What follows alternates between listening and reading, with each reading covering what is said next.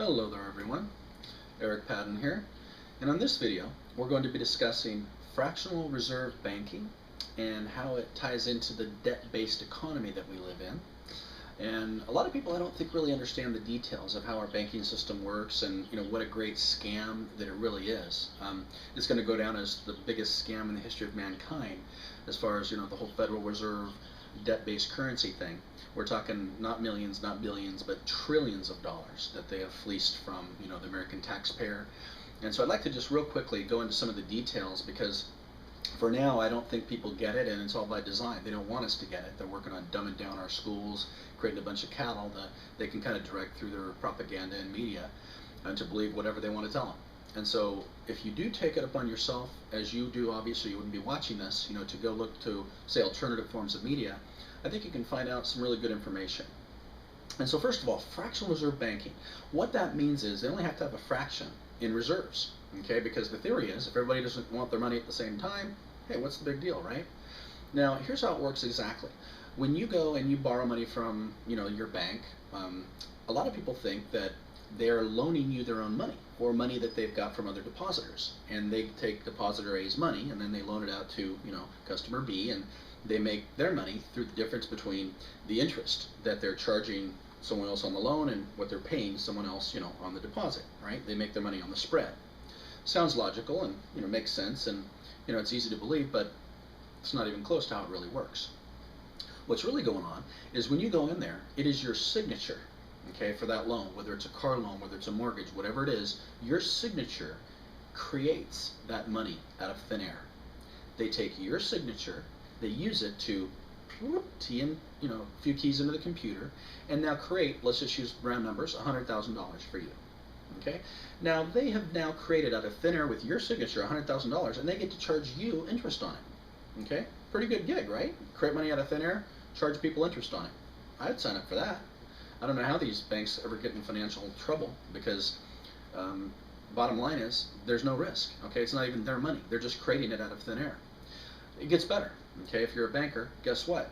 That money that you just created out of thin air and you charge interest on, now you get to loan out 90% of that. Okay, 90% of that 100,000, so $90,000 I get to, as a banker, now loan out to somebody else. And of course, to create that process, what do? I get their signature. So on top of loaning out that 90 grand, I'm now going to create another, 90 grand. And then guess what? When that gets deposited into Bank B gets to loan out 90% of that. Okay, so this continues through fractional reserve banking until that $100,000, loan out 90% of that, 90,000. Loan out 90% of that, 81,000. Loan out 90% of that, and so on. Okay, and this just goes around in a cycle. Of course, these banks are all connected. They're owned by the same, puppet masters. And so bottom line is they'll take that money, multiply it times 10. So for every $100,000 that's created with your signature, there's actually $1 million that goes into circulation. And we wonder why we have inflation. We wonder why the dollar has lost 98% of its purchasing power since 1913, the creation of the Federal Reserve. 98%, 98 years, 1% a year. Well, if that trend continues for just 2 more years, the dollar will be worthless. Okay? So bottom line, fractional reserve banking is part of the problem. Believe it or not, though, there's been stretches in history where even with fractional reserve banking, we've had very successful economies. You can look at stretches in, England, for example, over 726 years, where they used tally sticks, which is a fiat currency.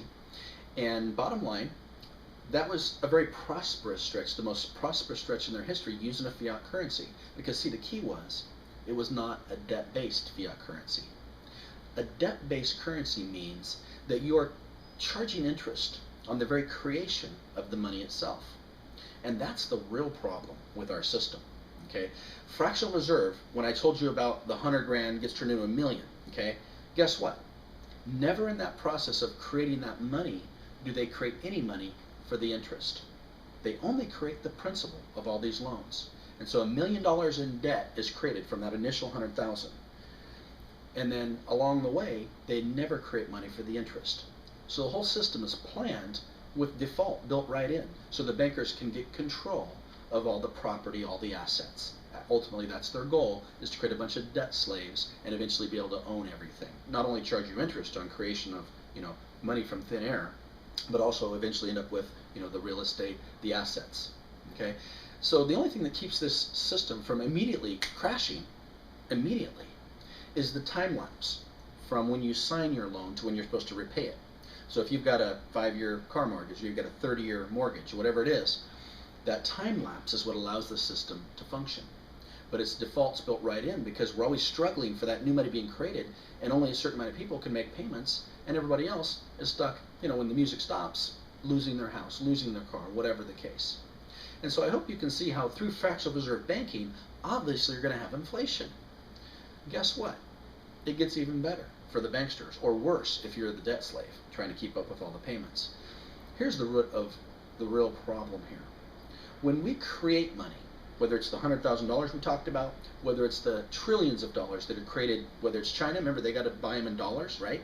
Anytime there's a dollar created, the Fed buys most of our T-bonds and treasury bills these days to fund our economy because no one else is stupid enough. They know we can't pay it back. Pretty soon the Fed will be the only people buying them. Bottom line though, every time that dollar's created for whoever, China, Fed, doesn't matter, the very creation of that money, there's interest charged on it. From the second that it's keyed in, interest is now occurring. This is where the majority, over 90% of our federal income taxes, is going to interest on this debt. Unnecessary in the first place. People have the illusion that our federal income taxes go to something productive. Well, I guess if you're the banksters and this is lining your pockets as profit, you could call it productive. But believe it or not, all your schools, your roads, everything you think of as your taxes should be covering, that's done through local and state income taxes. Your federal income tax, the majority of the money you and I pay in taxes, goes to interest on the creation of the money, which is unnecessary in the first place. We should be creating our money through our Treasury Department, just like described in the Constitution, without interest. And this is why great presidents, you look at, the real reason that, Lincoln was assassinated. He had the greenbacks going, a non-interest bearing, a non-debt-based currency. Well, the banksters couldn't have that because we'd have a very healthy economy. We wouldn't be under their control. We wouldn't be debt slaves to them. Later on, Jackson fought back. A lot of the 6 different times in our history we've gotten away from these debt-based currencies. Well, the last time they got in was 1913, the creation of the Federal Reserve. That was basically the same year that they created the IRS to take all the money. Unnecessary. We shouldn't even have to pay taxes on our own income. It's unconstitutional. Bottom line, whole different video. You're looking at a situation now where since the Federal Reserve was introduced, they've been raping our system, and all this, interest being charged on the creation of our money is just lining their pockets as profit, and it's been compounding and compounding and compounding, and now all you can do is create new debt to pay off the old debt, and all you're really doing is just paying the interest on the old debt nowadays. And bottom line, they're having artificially low interest rates because if the interest rates ever went up, oh my God, the debt would just compound even faster and even more out of control. It's simply unsustainable. Every debt-based currency on the history of mankind, over 3,800 of them, has crashed, has ended worthless. Okay, this isn't some new experiment. It's just the latest version of a debt-based currency. So bottom line, we need to end the Fed. We need to do just like President Kennedy wanted to do, and it's the real reason he got assassinated, was he introduced Article 111110 to get rid of the Fed and create the currency through the Treasury Department without interest so that we could build a healthy economy. If we were to do that, quit talking about all this other BS, cutting this program and that program, and Social Security, Medicare, Medicaid, all that stuff is easily fixed. I've already made another video on how easy it is to fix. Okay, they don't want to fix it. Okay, they want to create a situation where they can use this as leverage to get us to cut back all these programs that help us, that help the people. In reality, the one thing that would fix everything is get rid of the Fed. Get rid of interest being charged on the creation of our currency, and we'll fix all of our problems really fast. So bottom line, I wanted to educate you a little bit. Hopefully, you can share this with some other people. We need to kind of spread the word. We need to wake up, and we need to get the silent majority out there to start participating in this government. We need to take this country back from these greedy banksters that have hijacked our country and are wasting all of our wealth and resources to pay interest on the debt to them, which is completely unnecessary in the first place. So my name is Eric Padden. I hope you enjoy my videos. I'm going to try and keep this one short and sweet. Bottom line, I wanted to share with you a little bit about how fractional reserve banking works and how it ties in with the debt-based currency. If we could just get rid of the debt-based currency part of it, we could build a very healthy economy. We could pay off the deficit in no time. I think we should tax the Fed until the deficit's paid off, probably do it in a year or two, and then go ahead and just start creating the currency through the Treasury, and we can have a very healthy economy in no time. We have to demand this. Okay, we can't ask to audit the Fed. Who cares? Get rid of the Fed. They're completely unnecessary. They've done nothing but devalue our currency 98% on its way to zero since they were introduced. They've done nothing that they were supposed to do to protect people. All they do is bail out their bankster buddies, which is their design in the first place. So let's end the Fed. Let's get back to creating the currency through the Treasury. In the meantime, let's go ahead and prepare ourselves as individuals. The best thing you can be doing right now is, while you still have some purchasing power with those dollars, build yourself a food reserve. Okay, try and get at least 3 to 6 months minimum of food reserves. Once you've got that, you can add, on the back end of that, I've got a eFoods Global product that I think is the best, kind of a gourmet survival food, if you will. You could eat it every day. It tastes good enough to do that. It's very healthy. You can try it for free on my website. I did some research on the best places to buy gold, silver, palladium and platinum, and I've got a wholesale club. You can learn about how to get involved in that and buy your precious metals at the best rates, because I think that's the best thing we can do to prepare ourselves, because see, this system has to crash. As a result, it's going to get worse before it gets better. The good news is once it does crash, we can then rebuild on a solid foundation and look at years of prosperity. So anyway, Eric Padden, you can reach me if you want to discuss any of this stuff. Give me a call, 858-705-2487. Once again, that's Eric Padden, 858-705-2487. I hope you have a little better understanding now of how the fractional reserve banking system works and how this debt-based economy that we're in is simply unsustainable and it needs to end. And then we need to build our, America on a solid foundation so we can get back to being the great country that stands for freedom, true democracy, true capitalism, not big business and big banksters raping everybody and everything.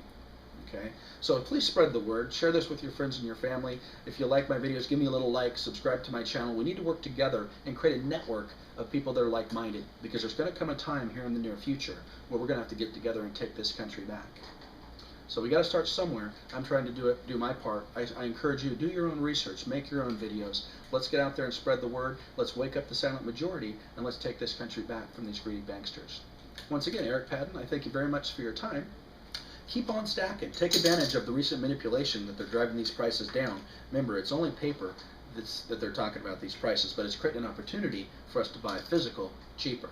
Long term, you're going to see that silver go right back up again. They can't manipulate it down for months and years anymore. We're talking days or weeks here, and you're going to see the silver going back up again. So anyway, do give me a call if you have any questions or if there's something you want to discuss. Thanks again for your time, and make it a great day. I'll catch up with you on the next video.